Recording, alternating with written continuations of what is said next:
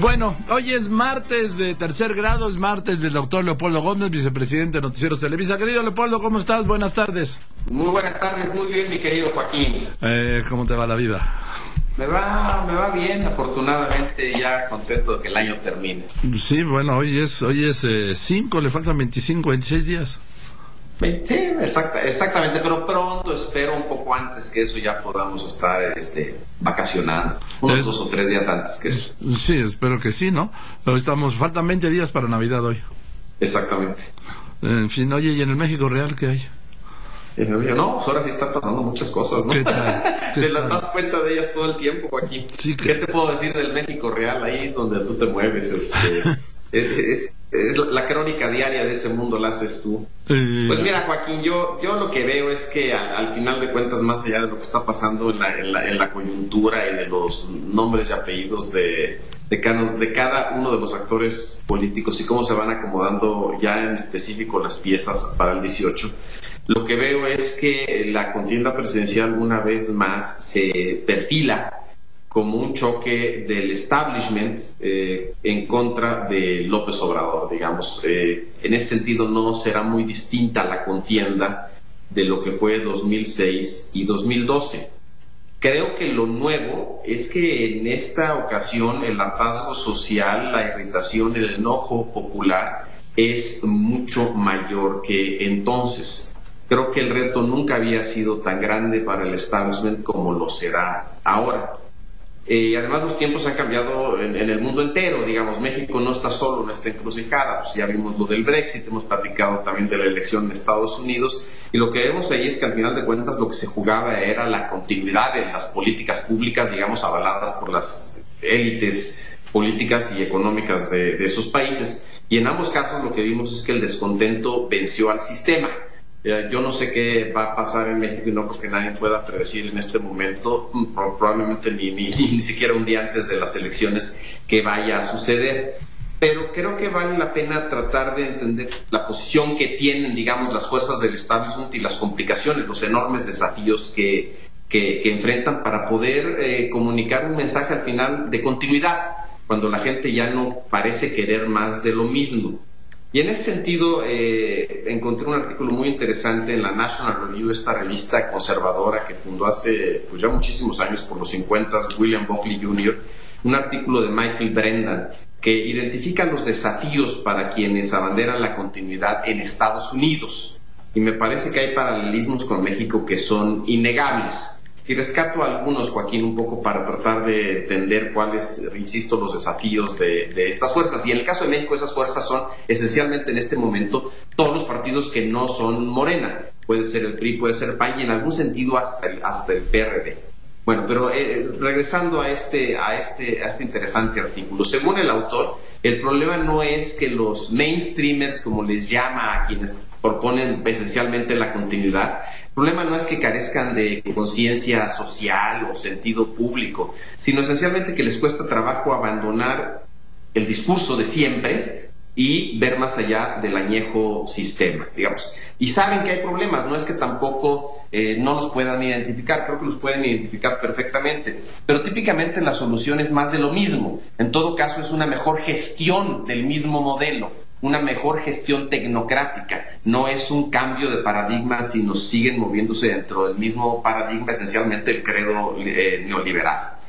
Lo que rescato de este artículo, Joaquín, es que para los mainstreamers, digamos, siguen vigentes las condiciones de los 90s, que es cuando ascendieron al poder y cuando todo esencialmente se alineaba a su doctrina, Joaquín. En esos años cada vez más países adoptaban este credo liberal, la economía del mundo se expandía, tenías el caso del euro en Europa, tenías el caso de los países del centro y del este de Europa adoptando este credo liberal, tenías el caso de China y millones de pobres saliendo de la pobreza precisamente a partir del libre comercio, es decir, todo se alineaba. En ese momento cuestionar ese modelo pues parecía, dice Brendan, pues como una idiotez esencialmente. El problema es que quienes apoyan el establishment esencialmente piensan que nada ha cambiado, Joaquín. que ellos solo son los únicos que entienden al mundo porque tienen las capacidades técnicas para entenderlo y que por lo tanto deben de seguir gobernándolo, Joaquín. En esta lógica, digamos, factores como el Brexit o la elección de Trump, pues les parecen como aberraciones históricas, como algo no está funcionando, pero las cosas se volverán a acomodar. Los ingleses se acabarán arrepintiendo de haber votado por el Brexit y esencialmente Trump será sometido a un juicio político, o si no, no será reelecto y se retomará el rumbo perdido, el único rumbo que pueden ellos ver hacia adelante. Y otra característica que menciona en el caso de Estados Unidos, y creo que es aplicable a México de este autor, es que estos mainstreamers esencialmente traducen a estadísticas muchos de los problemas sociales. Lo que no puede cuantificarse no lo ven como un problema y al final de cuentas optan por las estadísticas agregadas más allá de optar por un discurso más empático que reconozca los problemas específicos de la gente de carne y hueso y que les puedan hablar a esas personas. Así, aunque tengan la razón, digamos, técnicamente, no tienen esa conexión social con la gente, y eso es lo que se ha visto, pues, insisto, en Inglaterra, en Estados Unidos y en otros países, que sucede, es decir, de ahí la fuerza de sus opositores, que sí tienen esa conexión. Yo creo que ahí está la gran desventaja que tienen quienes apoyan al establishment, en México y en el resto del mundo. Creo que en este proceso electoral, en 2018, en nuestro país, el sector que apoya al establishment necesariamente deberá trascender los dogmas de este liberalismo, digamos, más puro, para construir un discurso mucho menos técnico y mucho más humano. Yo creo que si no logran eso, difícilmente van a poder contener, digamos, la fuerza, en este caso, de López Obrador, que se ha posicionado como alguien que lo que plantea es una ruptura y no una continuidad, Joaquín. Digamos, al final de cuentas, ese es el panorama que veo en estos momentos. Bien, Leopoldo, ¿tienes algún comentario sobre la declaración de López Obrador de la amnistía a los jefes del crimen organizado, que hoy dijo, que aclaró después que no era olvido, que era solo perdón? La verdad es que yo no estoy seguro cómo entender esa declaración. Me parece que hay dos maneras posibles de entenderla.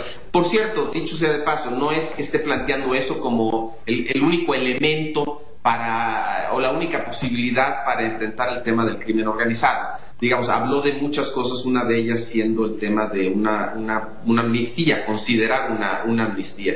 Creo que aquí, insisto, hay dos posibilidades. Una es que esté pensando, como lo ha dicho, por cierto, en algunas ocasiones, en situaciones como las de Colombia o como las de Centroamérica, donde al final de cuentas se trató de resolver conflictos sociales y políticos, pues de guerrilla, al final de cuentas, a través de una amnistía. Me parece que ahí la lógica es distinta, digamos, el crimen organizado y el Frente de Liberación Facundo Martí o las FARC, pues no son necesariamente iguales. Es decir, haber resuelto estos conflictos políticos por la vía o enfrentado por la vía de una amnistía, cuando menos implicaba que el Estado tenía una posición de fortaleza en ese momento y desde el cual planteaba una amnistía, y que no lo veo en el caso de México. Y lo segundo es que, digamos, esa amnistía no resolvió los problemas de seguridad pública que continuaron en esos países, tanto en Centroamérica como en Colombia. Entonces, esa es una posibilidad de entenderlo. La otra posibilidad es un poco este regreso a lo que se dice fue, digamos, la política del Estado mexicano por muchísimo tiempo. De eso es llevar una relación, digamos, de dejar pasar con el crimen organizado, esta idea de que el crimen era organizado y se vino a desorganizar por la guerra contra el narcotráfico.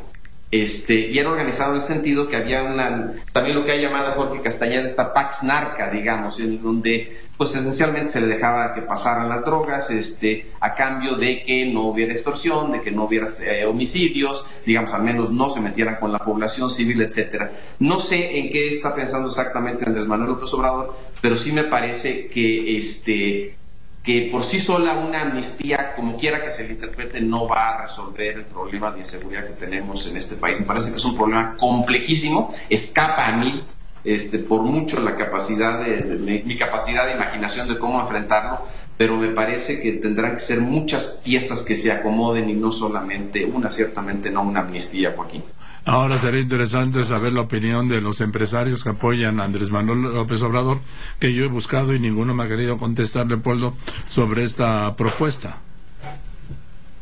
Pues mira, no se ha visto. Lo que hemos visto esencialmente pues es la respuesta de sus oponentes en esta contienda presidencial. Ya vimos lo que dijo Margarita, lo que dijo Anaya, lo que dijo de alguna manera Mide en el acto del PRI. Vimos lo que dijeron ayer el secretario de la Defensa y el secretario de la Marina, pero pues todavía no veo respuesta de empresarios en general, Joaquín, ni siquiera de otros empresarios. Digo, tú seguramente tienes más información en este momento, pero no veo ningún posicionamiento al respecto. Tienes razón, efectivamente, el sector privado ha guardado silencio ante esta posición. En fin, querido Leopoldo, pues te mando un abrazo, muchas gracias, nos vemos al rato, y aquí al aire el próximo martes de tercer grado, porque de este jueves en 8 tenemos un enorme compromiso, Leopoldo. Enorme, ya lo platicaremos aquí. Que estés muy bien, querido Leopoldo.